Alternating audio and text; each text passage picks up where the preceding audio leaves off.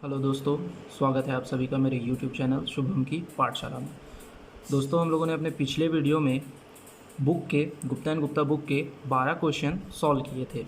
ठीक है, तो उम्मीद है आप लोगों ने क्वेश्चन को घर में बना के देखा होगा और आपसे सारे क्वेश्चन बन गए होंगे अच्छे से और आपने प्रैक्टिस की होगी सारे क्वेश्चंस की। तो आज के इस वीडियो में हम अगले 12 क्वेश्चंस देखेंगे। ठीक है, तो दोस्तों एक सजेशन है आप लोगों के लिए कि आप लोग जब वीडियो देखें, जब इस क्वेश्चन को सॉल्व करता हुआ देखें, तो आप भी अपने पास बुक, कॉपी और पेन लेकर के बैठे और साथ ही साथ सॉल्व करते जाए। ठीक है, इससे आपका भी वीडियो में इन्वॉल्वमेंट बना रहेगा और आपका इंटरेस्ट आएगा और आपका कॉन्फिडेंस भी बढ़ेगा। ठीक है, तो चलिए देखते हैं।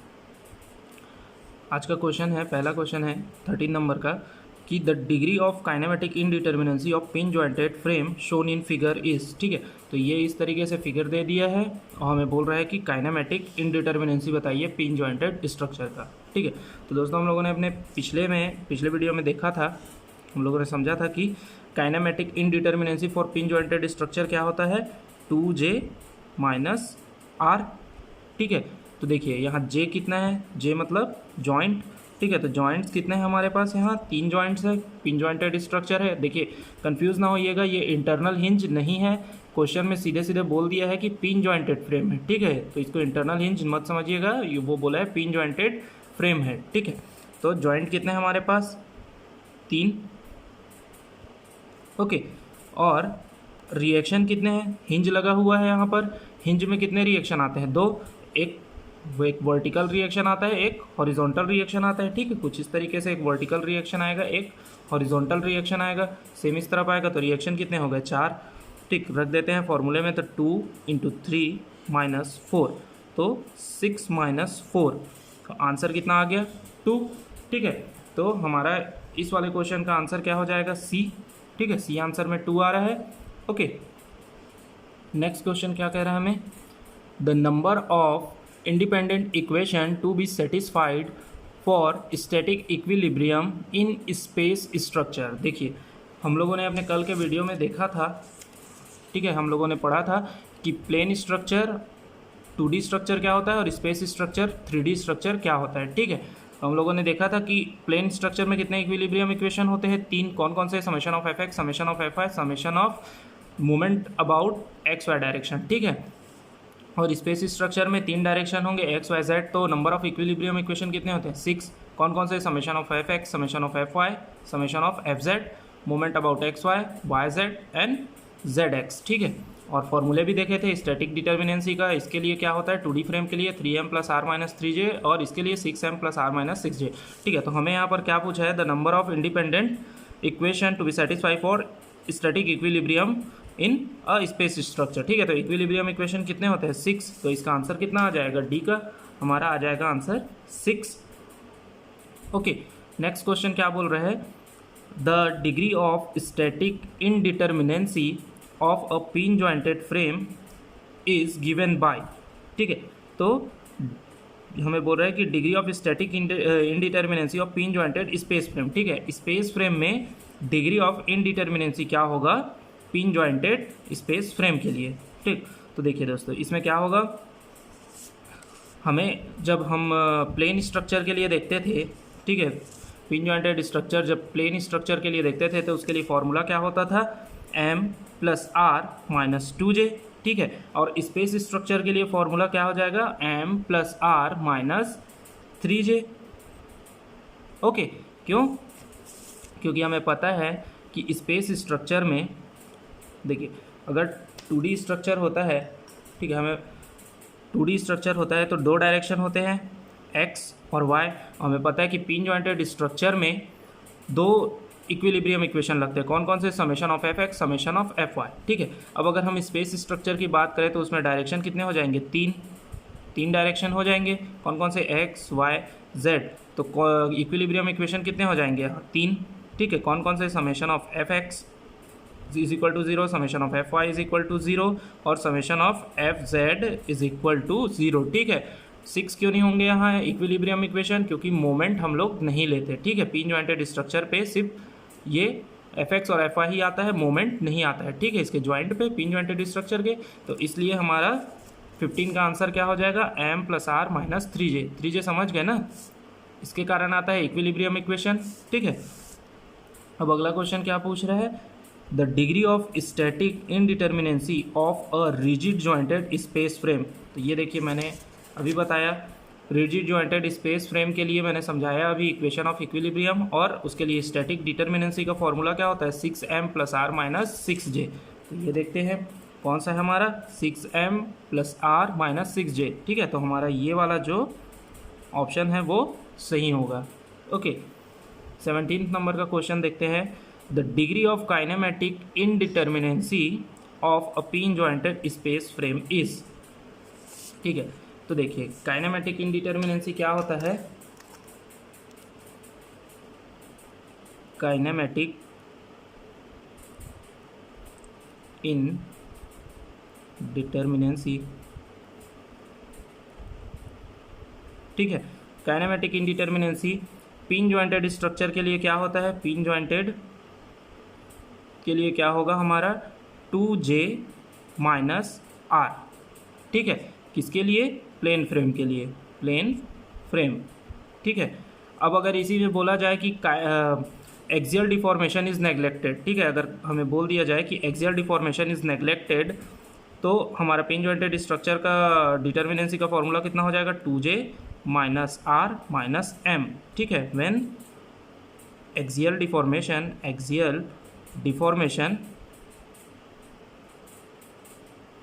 Is neglected.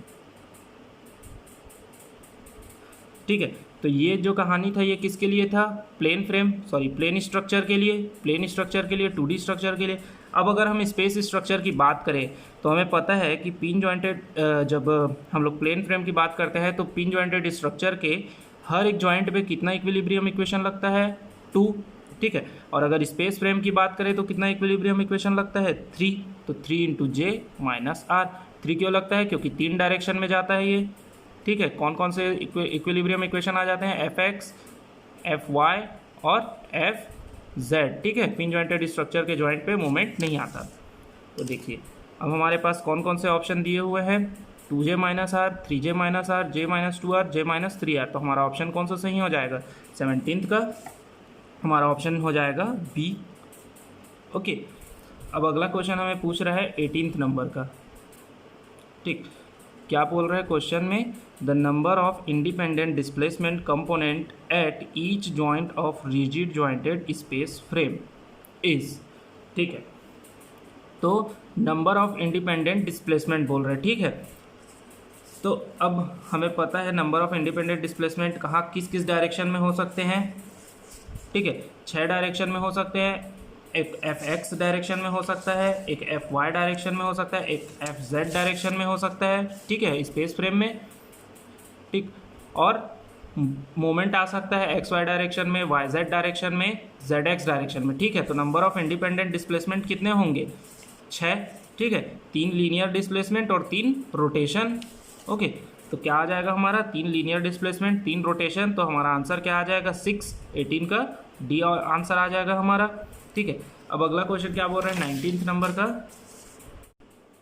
ठीक, तो देखिए बोल रहा है 19 नंबर का क्वेश्चन क्या बोल रहा है कि if in a rigid jointed space frame 6m plus R is less than 6j then the frame is unstable, stable and statically determinate, stable and statically indeterminate, none of the above. ठीक, ऐसा type का question हम लोगों ने कल के भी video में देखा था। ठीक है, तो देखिए होता क्या है, if ds is equal to 0, अगर ds की वैल्यू 0 आ जाती है तो ऐसे स्ट्रक्चर को हम लोग क्या बोलते हैं, स्टेबल एंड डिटर्मिनेट। ठीक है, अब अगर ds की वैल्यू जो है वो 1 से ज़्यादा आ जाती है पॉजिटिव में, 1 से अगर ज़्यादा आ जाती है, 0 से ज़्यादा आ जाती है पॉजिटिव में, 1 2 3 4, तो इसको ऐसे स्ट्रक्चर को क्या बोलते हैं, स्टेबल एंड इनडिटर्मिनेट। ठीक है, अब जितने भी वैल्यू आती है, मान लीजिए 1 आ गया, 2 आ गया, तो हम लोग क्या बोल देते हैं, स्टेबल है स्ट्रक्चर, और उतने ही डिग्री से, मतलब जैसे 2 आ गया यहाँ पर, ठीक है, ds की वैल्यू, तो क्या बोल देंगे कि 2 डिग्री से इनडिटर्मिनेट है स्ट्रक्चर। ठीक, अब देखिए, अब अगर ds की वैल्यू जो है वो लेस देन 0 आती है, अब लेस देन ज़ीरो का मतलब क्या होता है, वैल्यू माइनस में, ठीक है। तो अगर डी एस की वैल्यू माइनस में आ जाती है तो ऐसे स्ट्रक्चर को क्या बोलते हैं हम लोग, अनस्टेबल, ठीक है। अब देखिए स्पेस फ्रेम के लिए डी एस की वैल्यू क्या होगी, ये देखिए स्पेस फ्रेम के लिए हमारे डी एस की वैल्यू कितनी हो जाएगी, डी एस की वैल्यू कितनी हो जाएगी 6m plus R minus 6j, ठीक है। तो डी एस की जगह, ये डी एस की जगह ये वैल्यू को रखते हैं 6m plus R minus 6j is equal to 0। अब 6j को इस तरफ ट्रांसफ़र कर देते हैं तो कितना आ जाएगा 6m plus R is equal to 6j। तो ऐसे स्ट्रक्चर को हम लोग क्या बोलेंगे, स्टेबल, ठीक है। अब 6m plus R is greater than 6j, ऐसे स्ट्रक्चर को क्या बोलेंगे, स्टेबल एंड, ये स्टेबल एंड डिटर्मिनेट होगा और ये स्टेबल एंड इनडिटर्मिनेट हो जाएगा। और अगर 6m plus R is less than 6j तो क्या हो जाएगा, अनस्टेबल,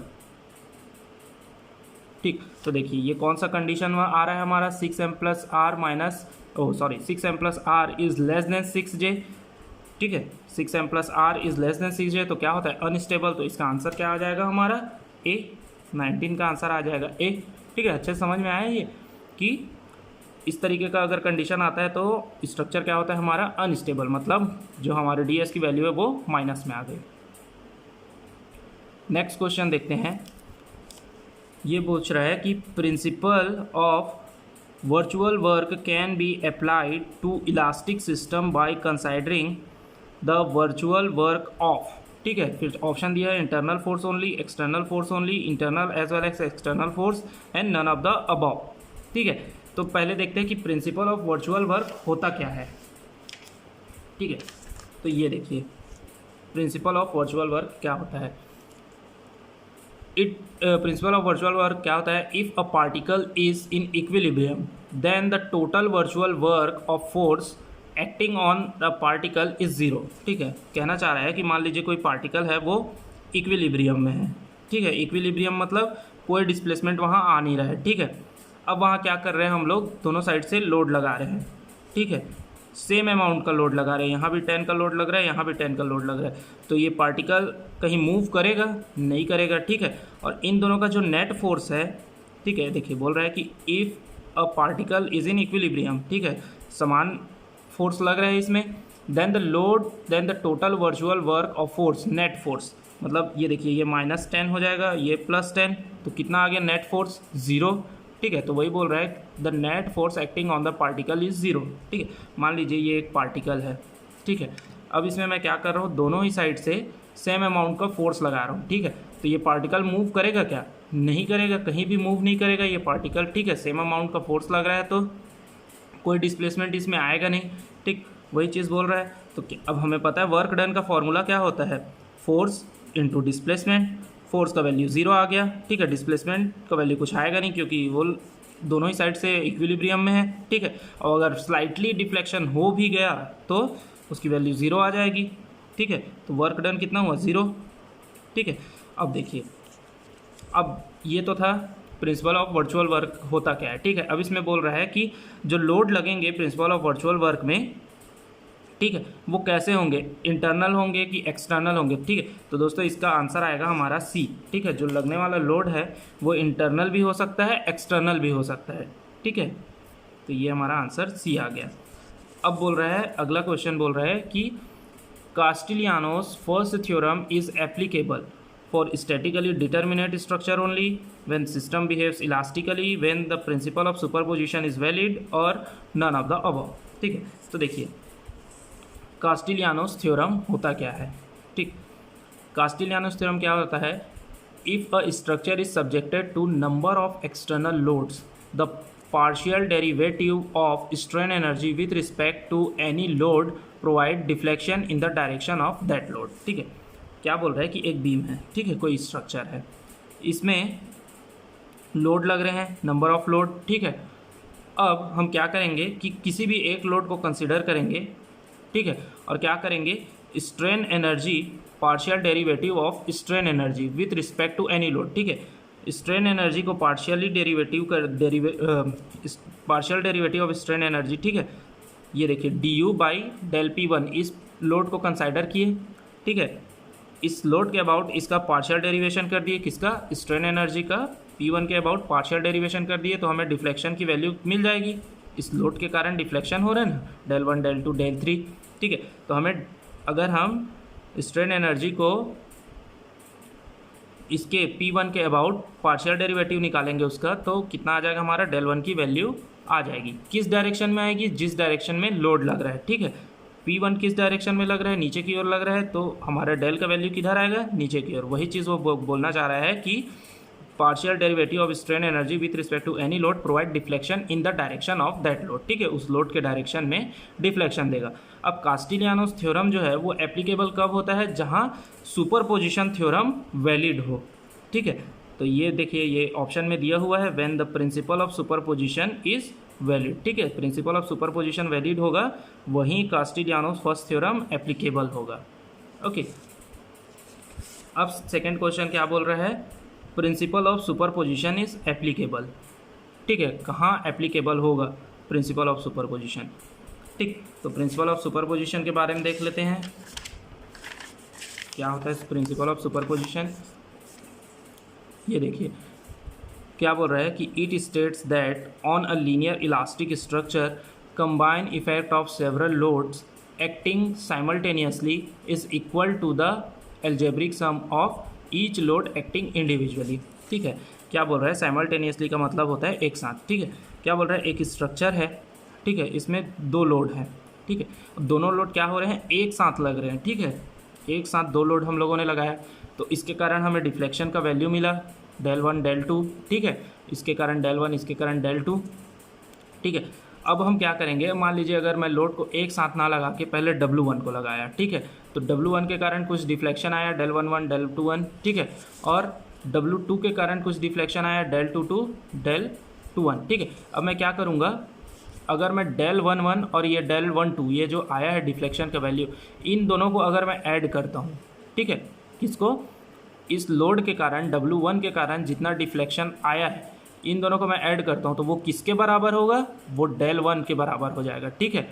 और जब मैं ये इस W2 के कारण जितना डिफ्लेक्शन आया है, इन दोनों को ऐड करूँगा, तो वो किसके बराबर हो जाएगा, इसके बराबर, ठीक है। तो वही वो कहना चाह रहा है इस ठीक है। तो यही वो कहना चाह रहा है, क्या बोल रहा है सुपरपोजिशन थ्योरम में, कि अगर मैं लोड्स, नंबर ऑफ लोड्स, ठीक है, जैसे मैं इन दो लोड को एक साथ लगा रहा हूँ, तो उसके कारण जितना डिफ्लेक्शन आ रहा है वो बराबर होगा। अगर मैं दोनों लोड्स को अलग अलग लगाऊं, तो उसके कारण जो डिफ्लेक्शन मिलेगा, उन अगर डिफ्लेक्शन की वैल्यू को मैं ऐड कर देता हूं, तो उसकी वैल्यू किसके बराबर हो जाएगी, एक साथ लगने वाले लोड के डिफ्लेक्शन के वैल्यू के बराबर हो जाएगी, ठीक है। यही चीज़ वो प्रिंसिपल ऑफ सुपरपोजिशन में कहना चाह रहा है, ठीक है।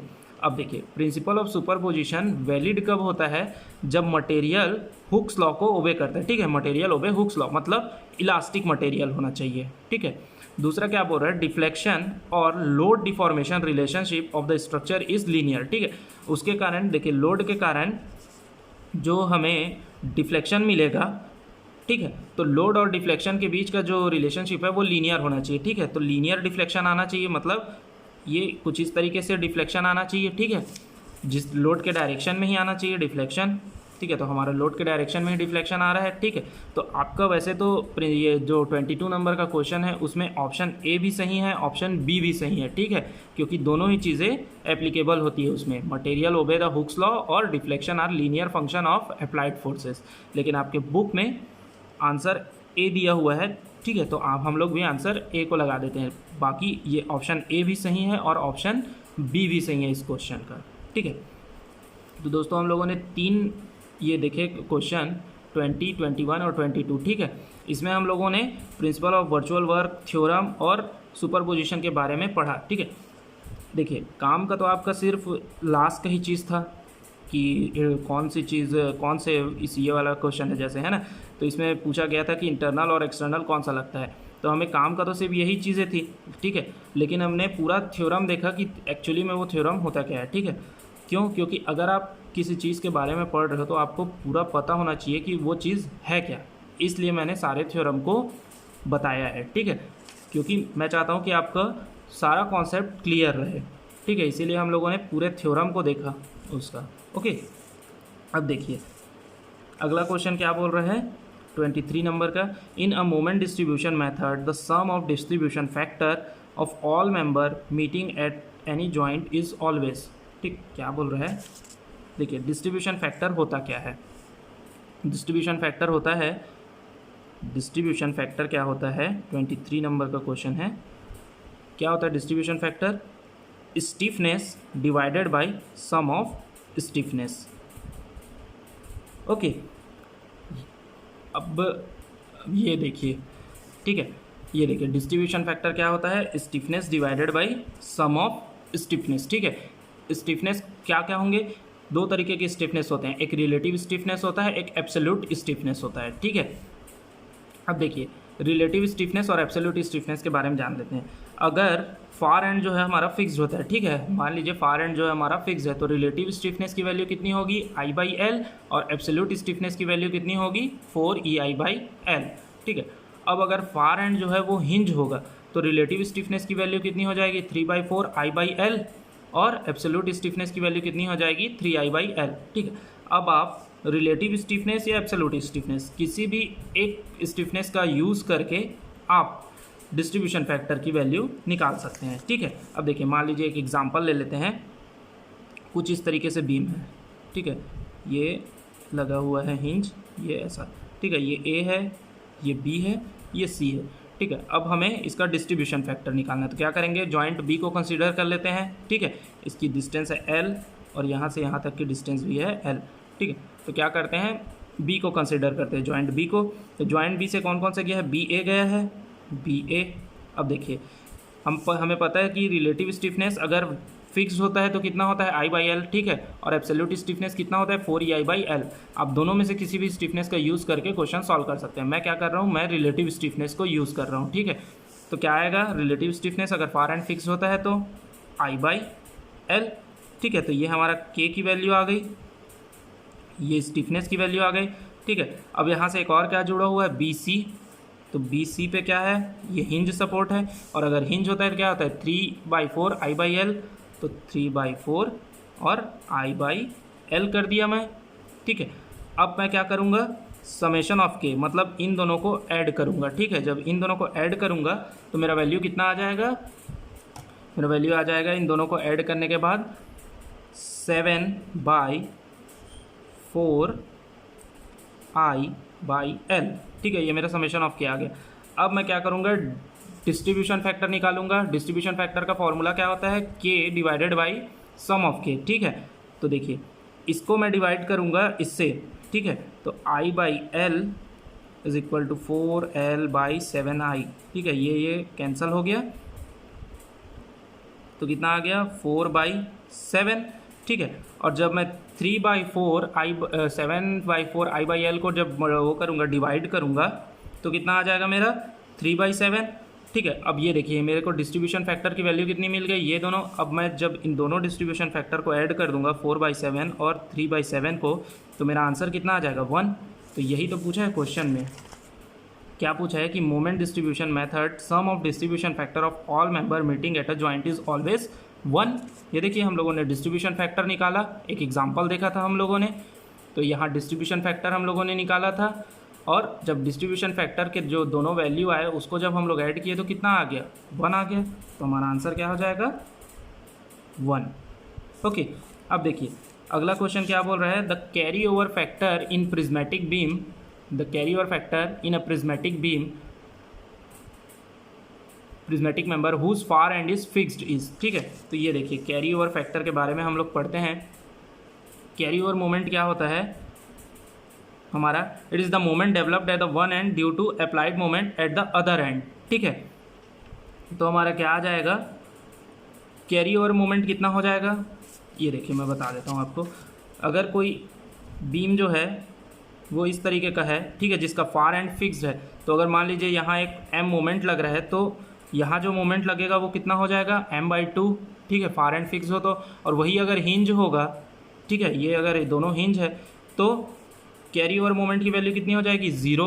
ठीक है, और अगर कैंटिलीवर बीम है और कैंटिलीवर बीम में अगर मोमेंट आ रहा है, ठीक है, कुछ इस तरीके से मोमेंट लग रहा है, तो मोमेंट की वैल्यू, कैरी ओवर मोमेंट की वैल्यू कितनी हो जाएगी -m।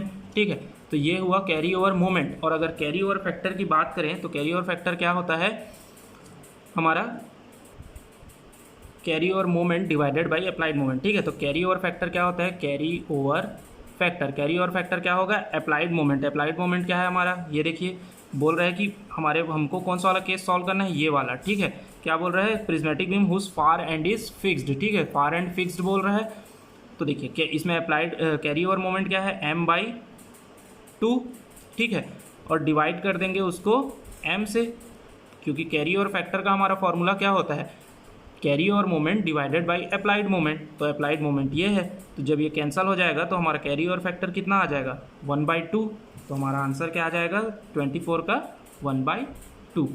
ओके, तो इस तरीके से आज हम लोगों ने आज की इस वीडियो में 13 से लेकर के 24 तक के क्वेश्चन को सॉल्व किया है।